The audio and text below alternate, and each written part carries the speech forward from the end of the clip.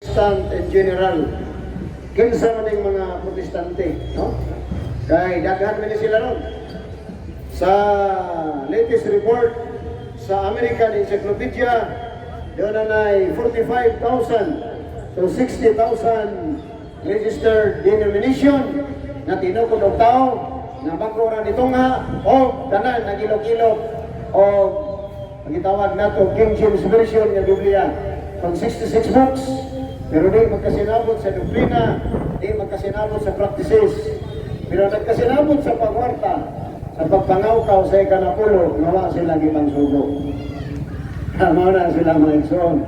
Ang itawag nato Protestantism, the fundamentalist Christians, and the born-again Christians. Mga nasunod pag-usap. Di ka na sa Katoliko ni Hawa. Dahil naatik sa mga pastor, sa mga modernong pastor na liliya sa Diyos.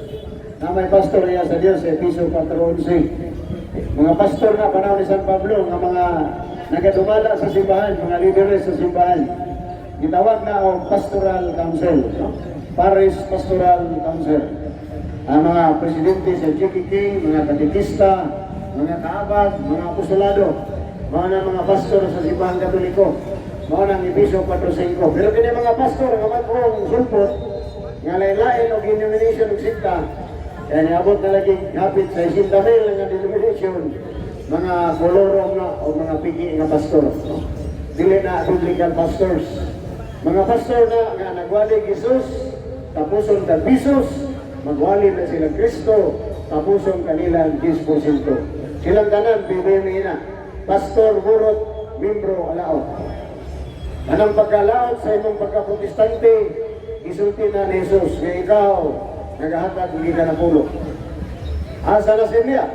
San Mateo 23:23. Halaot ka mo mga eskriba, mga parisiyo, mga maot. Naghatag ka mo sa ikanapulo, bisan gani sa lamas, sa ibayboy na, sa anis o sa kamingag.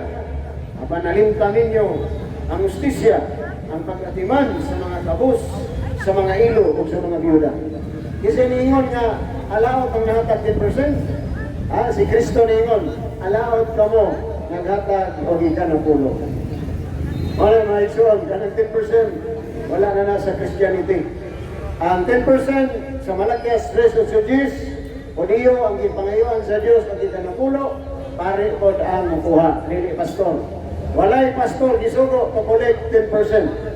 Kung nakabasa mo sa Biblia, nanay pastor, gisugo, kakulit 10%, pabautismo kunin mo des kanal. Kung naay pastor gisugo magwali maayong balita, babautismo ko nimo sa kanal. Ang gibuhat sa pastor nagwali maayong balita. 10% lang ka basta maate kanila. Wala pa'y pastor gisugo nga niya. Sa first century, wala ay Protestant baptism in the Bible. Wala ay Protestante nga namunyag sa unang siglo. Tuig 33 Otto Birginitos, wa pa may mga sulpot, mga born again, wala pa ng Pentecostal, wala pa ng Baptist, wala pa ng Iglesia ni Cristo nga tinukod di Manalo, wala pa ng One Way ni Ben Gaetano, wala pa ng kang Kibuloy, kang Soriano, o uban pa nga mga magtutukod. Kana silang tanan, ang ilang mga bunyag, kolorong na, o dili na biblical. All baptism occurred in the New Testament, especially during the Acts of the Apostles, onwards, are baptisms conducted by the Catholic Church. Born in the first century, the only Christian churches who preach the good news of salvation is the Roman Catholic Church. Para ang bunyag sa buhat sa mga apostoles, utog sa mga sulat ni San Pablo, o sa Biblia ka mga apostoles nga nagsulat, ang mga bunyag bunyag na sa simbahang Katoliko. Ang simbahang Katoliko may tinoon nga born again Christians. Kaya ang born again, mao kana ang pagkatao pag-usab, pinaagi sa tubig o sa Espiritu, na mabasa nato sa Juan Kapitulo 3, versikulo 1 hanggang sa 5. Ingon si Jesus, unless a man be born again of water and the Spirit, he cannot enter into the kingdom of God. We must be born again in order to enter into the kingdom of God. unsang klase nga born again. Ang pulong born again gikan sa pulong Griego nga kirgiton, that is born from above. Nga usa ka tawo mahimo lamang siyang natawo pag usa pinaagi sa bunyag nga gisugo ni Kristo sa iyang simbahan. San Mateo 28:19, nisugo si Jesus sa iyang simbahan sa mga pare, bunyagi ang tanang tao sa ngalan samahan sa Anak o sa Espiritu Santo. So that all baptism in the Bible, especially in the New Testament, is conducted by the Catholic Church. In order for us to be born again Christians, we should be baptized in the baptism of the Catholic Church, which was governed and instructed by Christ. Dili ka na mga bunyag na bagong sulpot nga way kalabutan sa Biblia. Walay bunyag protestante sa Biblia. Kanang tuslog, kanang bisibis o bisikwisik, all forms of baptism in the Bible, kanang tulo, ibuhat na sa simbahang Katoliko sa unang siglo, kutob sa tuig 1500 o tuig hangtod karon. So that there is no Protestant baptism in the Bible. Panahon sa Apostoles, wala pa ng baptist, wala pa ng Iglesia ni Manalo, wala pa ng Pentecostal, wala pa ng mga nasunod pag-usap, born again Christians. Dosa ka ng tanang bunyag sa Biblia, bunyag na sa Iglesia Katolika, nagibuhat sa mga pari sa simbahang Katoliko, nagibanguluhan sa mga Apostoles, ilabi na sa unang Santo Papa nga mao si San Pedro. Mao na ilabing tinuod, o dili ginamalumpag ng argumento, tungkol kay that is historical. Bila na mga pastor sa atong ipangutana, wala gid sila kalumpang niana, kay tinuod man yun, nga mga sulpot na sila, o niabot lang sila nining tuig 2000, o ang uban kanila sa tuig 1500. True Martin Luther, the founder of Protestantism. Manay labing pinagkatinood, mga igsoon. Sakit lagi ng tinood, sakit na sa inyong dalunggan. Simbahang Katoliko, inyong katihon, katawara, nga naman. Kaya puro mo na bot-bot ng inyo ha. Bisa, nagpagkabit-kamit mong Biblia, dili na assurance nga tinood ng inyong mga interpretations. Why? Because the Bible is not a Protestant book. The Bible is a Catholic book. Ang Biblia, produkto ni sa simbahang Katoliko. O ang simbahang Katoliko mo naghatag sa kalibutan sa Biblia. So that the Bible is a Catholic book and it should be interpreted by the Catholic Church as the owner of the Bible. Muna'y balaod sa pagtuon. If you are a doctor sa usa ka kurso, kinahanglan na kay libro. Kinahanglan you defend the thesis. O kanang sunod sa imong libro, kung ni mo tanan mga inquiries, mga pangutana sa board, pag matubag ni mo, aprobahan ka, na kay libro o kung saan ka doktor. Bago na ang simbahang Katoliko, isip kagiya sa Biblia, siya mga dunay katungod na mahubad sa Biblia. Kinsa man kator na mahubad na dili man inyong Biblia. Ang Protestante o ang Biblia, nangopya ramas Biblia sa Katoliko niya gikuhag pito. O gikuhag ko no, mo nang naimong 66 books. And it was admitted by Protestant Bible scholars in Great Britain that the British Bible scholars, the Protestant Bible scholars, omitted the 6 books, the so-called Apocrypha, of which Martin Luther used the Apocryphal books in the original King James Version na ang Apocrypha. Wala na kitangtang ni Luther, ang nagtangtang niya na ang mga British Protestant Bible scholars. Tungod niya na, sila ang katumanan si Pandadayag, Kapitulo 22, ang mutangtang sa mga libro, tagaag silot sa Diyos, pagadagmalan sa Diyos, mga mga dili Katoliko. Ay ilang libro, kinuhaan o ganong kalibro. Malang Laikson, o na ni-request nga hinay daw kay na-meeting. Okay na. Kay kuan-kuan man nga to. Okay na. Kana. Tama na. So, wala mga igsoon ha. So, kinsa man ang mga Protestante. Okay. According to Grolier Encyclopedia, Protestantism is a religious movement that encompasses forms of Christian faith and practice that originated with doctrines and religious political and ecclesiological impulses of the Protestant Reformation against what they considered the error of the Roman Catholic Church. Unsa ni mga Protestante, usa ka kalihukan movement nga doon na sila gitawag o pagtuo nga Kristohanon o practices, doon na sila doktrina, politika o pangsimbahan ng mga kalihukan nga ilang gisibo sa reformasyon ni Martin Luther nitong tuig 1517. O niya, kining ilang mga pagtulunan, ilang kining gisupak tanan sa usa ka pagtulunan nga gibili ni Kristo diha sa iyang simbahan nga mao ang Romano Katoliko nga simbahan.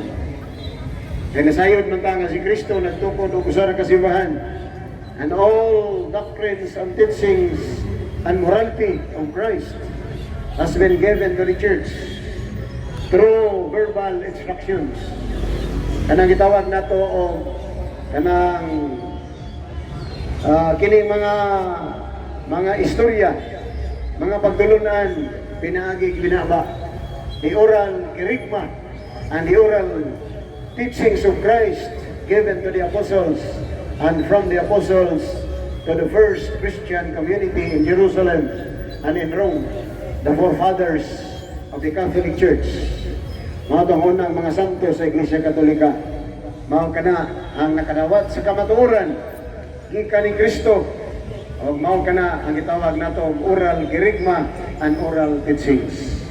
For almost 400 years, the Catholic Church preaching the good news of salvation without using the Bible. So that kung mayroon ng Protestante nga ang pagtulunan diharagikan sa Biblia, usa na kanakong sayop tungod kay sa wala pa Biblia na may pagtulunan gitudlo ni Kristo sa iyang simbahan, o ang simbahan na nudlo sa mga pagtulunan pinaagi sa binaba kung oral kerygma and oral teachings. Maning sulat ni San Pablo sa 2 Tesalonica 2:14-15, ingon siya, kinahanglan pagadawato ninyo ang among mga gitudlo nga pagtulunan pinaagi sa binaba, oral tradition, o mga sinulat. Sa duha ang pagtulunan ni Kristo, binaba o gisulat. Ang binaba, oral tradition, taught by the first Christian community in Jerusalem and in Rome for almost 400 years. Wala pa Biblia. Naa ng simbahan Katoliko, nanudlog kamatuoran, nanudlog may balita.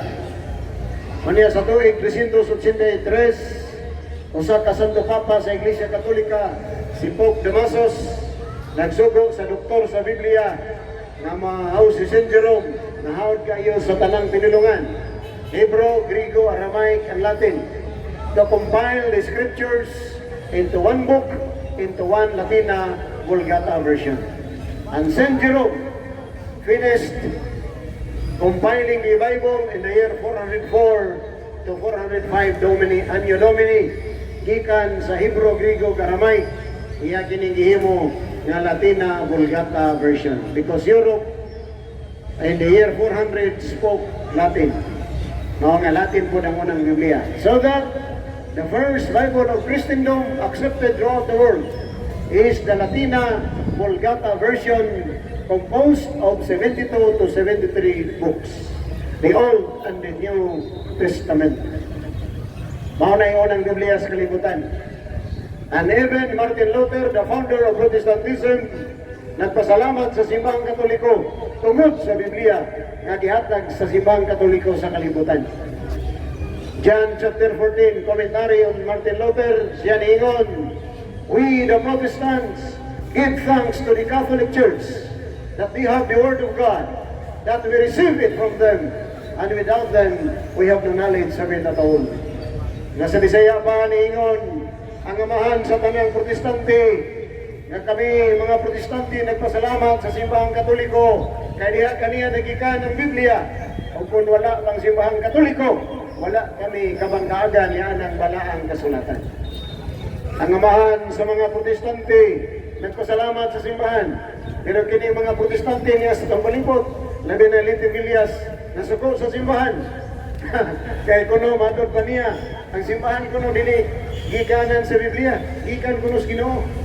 Well, gikan mo sa Ginoo, anong pulong sa Ginoo, pero di ka kapugong sa Ginoo, kung magtukol sa simbahan, di dito niya iyag-yag, ibupo ang iyang kamatuoran, nga mao ka ng pagtulunan sa simbang Katoliko, nga gidala, gikan patulong tuig 30-33. So kini Protestantism, usab kini ka religious movement nga misupat sa pagtulunan sa Iglesia Katolika. Gani sa Grolier's Encyclopedia nagingon, all Christians who object to the Roman Catholic form and teachings of Christianity are all considered Protestants. Tanan Kristiyano nga musupat sa pagtulunan sa Iglesia Katolika Apostolika Romana, silang tanan Protestante. Busa diri sa kalibutan, ang tanang musupat sa simbahang Katoliko, Protestante na. Kinsa man ang unang Protestante? Ang Yawa mao yun ang Protestante. Asa man gikan ang Yawa? Dito sa langit, nagsupak-supak sa Ginoo. O ang Diyos di man musugot nga dunay magsupak-supak sa iyang gingarian. Sumala sa San Lucas 10, gihulog sa Dios ang mga daotan ng mga anghel, sila Lucifer, ang mga Yawa, gihulog dirisyuta, ang uban na sa balitig na sangit, ang uban na sa dagkong bato, sa mga pangpang, ang uban na sa mga balay nga manay nagpuyo, mga ng mga duwindi, di ba bro? mga bad spirits. So, dili gusto ang Dios nga dunay Protestante sa langit. Muna nga kamo dirisyuta nga nagsugod pagsubak-supak, ay na mo bang ambisyon na inyong reliyon? Ano man? Ilabay na ganito inyong amahan nga gikas langit, kamo pa kang gikas yuta pasudlon, nga ang unang Protestante sa langit, ilabay naman dirisyuta.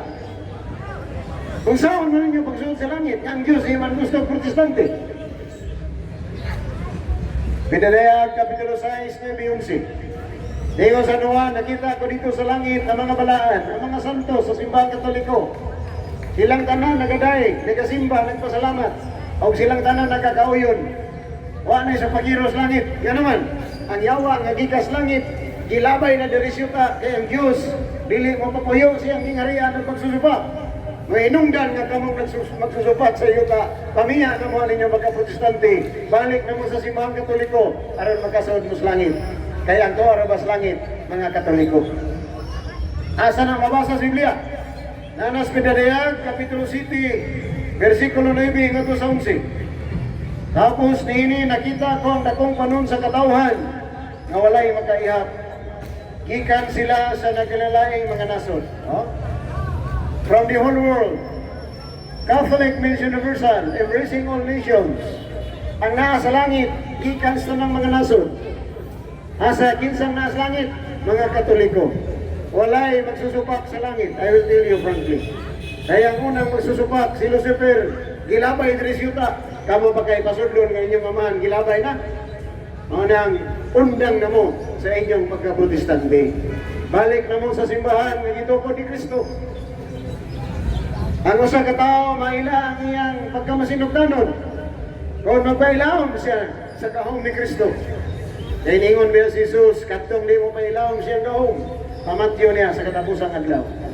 In order for us to become the flock of Jesus Christ, we should be a member of the church, whom Christ founded, of which, according to history and all encyclopedia, the one Holy Catholic and Apostolic Roman Church. Mga ginaginood mga igsoon, wala nilaing dalan paingon sa langit, si Kristo ra, o ang iyang lawas, ang iyang Santa Iglesia, nga iyang pagaluwason. Sumala sa Efeso Kapitulo 5, versikulo 23. Ay si Kristo mao ang ulo sa simbahan. O ang simbahan mao ang iyang lawas. O luwason ni Kristo ang iyang simbahan nga mao ang iyang lawas. Mao na ang simbahan Katoliko. Pagalawason ni Kristo kay lawas ni niya. O niya, mao puning simbahan na ang ipakamatya niya dito sa krus. Buhat 20:28-30. San Pablo ningon, bandayin ninyo ang simbahan ni Kristo na iyang ihalaran sa iyang mahal o yamot nga lawas ug dugo dito sa krus, dito sa Kalbaryo. Unsa ay tumong og tuyo sa paghalad ni Kristo sa iyang mahal nga lawas ug dugo alang sa iyang Santa Iglesia, alang sa iyang simbahan. Kaya niingon si Jesus sa Pinadayag Kapitulo 20, o 21, ang dakong kumbira sa langit, diin dalo ni Kristo ang simbahan sa langit, isip iyahang pangasaunog. Dunay dakong bangkiti sa langit, pagkadadto ni Kristo ang iyang katawhan, o iyang pangasaon, kay si Kristo mauman ang pamanhunon. Mao ang benefits and privilege of being a Catholic, that we are all candidates to enter into the kingdom of God. If you remain Protestant, born again, Iglesia ni Manalo, Pentecostal, Baptist, magsusubak, Sabadista, delikado yung kaluwasan. Nga naman, kana nga mga siktag, mga pundok, mga supakiro sa balaod sa Ginoo. Usa sa mga balaod sa Dios, dinisyuta, ayaw pagpatay. Ang mga Baptist, Pentecostal, Mormons, unsa pa na, Seventh-day Adventist, Jehovah's Witnesses, niuyon sa ilang gobyerno sa Amerika, yan ang abortion kung pagpatay sa bata, sulod sa tagwangkan sa inahan. All Protestants are abortionists. They kill innocent babies inside the womb of a mother. Walang kamalay-malay, walang kalaban-laban na bata, pinapatay ng mga Protestante dahil sa kanilang state religion in connivance to the states of the United States of America and Europe, of which ang daghan kanila ni authorize nagbalaod og abortion ang pagpatay sa mga bata. Only the Roman Catholic Church throughout the world nisupak sa abortion, nisupak sa pagpatay, tungod kay sumala sa simbahan ang taong balaan, kinahanglan siyang panalipdan ng iyang kinabuhi o katungod kay siya dagway o templo sa Ginoo o iyang kinabuhi yasa gikan sa Dios. Angay siya nga protektaan o angay siya nga panalipdan. Kung ang simbahang Katoliko ningon, no man can play the part of God in the lives of other men. Walay sinisan kinsang tao nga kitugutan nga makahunos sa kinabuhi sa iyang kagalingong kinabuhi ug siyang isang katao. Tungod kay ang Diyos ra dunay katungod nga muhunos og kinabuhi. Busa kanang pagpatay nga i-sponsor sa Estados America, sa Europe, uban ang mga Protestante, Baptist, born again, Pentecostal, Saksyon Jehovah, o Seventh-day Adventist, kana nga mga sponsored killing sa gobyerno sa ilang simbahan. Dako kay nang sala tubangan sa Dios, kay nagpatay sila mga tao nga inosente. San Juan Kapitulo 8, versikulo 44, ningon si Jesus, anak kamo sa inyong amahan nga mong yawa, nga sukad pa sa sinugdan nakapatay, ug mao'y amahan sa tanang baka. Si Satanas di ay ang pinakakriminal o pupatay. Ang mga sikta, ang mga dili Katoliko, nagpatay sa ilang mga anak through abortion. Tungod kay gitugot sa ilang gobyerno sa Europe o sa Amerika, mahinungdan nga silang tanan mga kriminal. Usa sa mga kriminal nga grabe yun ang reliyon, ang sikta nga saksi ni Jehovah nga tinukod ni Charles Taze Russell. Diin ang ilang mga sakop kung kini masakit o manginanglan o blood, kanang dugo nga idugang sa tao aron mutaas ang kinabuhi, dili na niya pagadugangan kay alang kanila ang dugo kuno sagrado, dili kuno angay kaunon na inay ang tao nga ginanglag dugo aron mabuhi, wala inom tagaig dugo. Mao na ang pagpatay sa saksi ni Jehovah. Ilang mga sakop dili pabunahan og dugo, mahinungdan nga silang tanan nahimong kriminal tungod sa ilahang relihiyon nga di gidumala lamang og tao nga mong ilang magtutugod nga mo si Charles Taze Russell. Walang kamaturan mga igsoon.